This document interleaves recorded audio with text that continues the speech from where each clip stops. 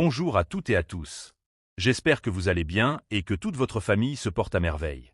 Aujourd'hui, nous allons découvrir une plante très connue dans certaines médecines traditionnelles africaines, Xanthoxylum xanthoxyloide ou le Fagara anthoxyloide. Selon les savoirs transmis de génération en génération, cette plante est utilisée dans plusieurs préparations destinées à purifier l'organisme, à régénérer les cellules et à favoriser le bien-être général. Restez jusqu'à la fin de cette vidéo, car je vais vous présenter une recette traditionnelle ainsi que les précautions importantes à connaître. Avant tout, parlons d'un sujet très sérieux, l'accident vasculaire cérébral, plus connu sous le nom d'AVC. Un AVC survient lorsque la circulation du sang vers une partie du cerveau est interrompue ou lorsqu'un vaisseau sanguin se rompt. Les cellules du cerveau commencent alors à manquer d'oxygène et peuvent être gravement endommagées.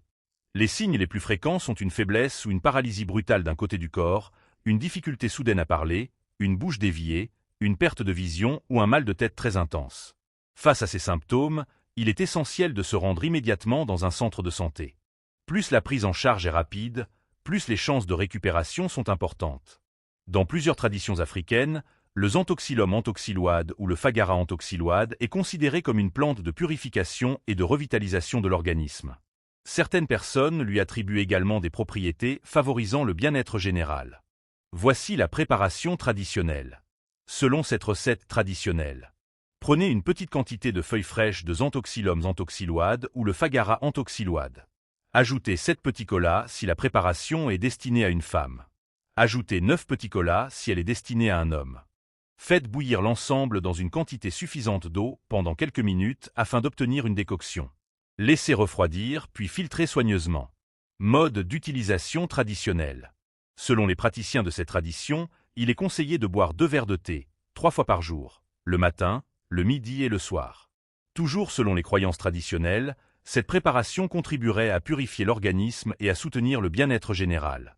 Certaines personnes l'utilisent également dans le cadre de pratiques traditionnelles destinées aux personnes souffrant de faiblesse physique.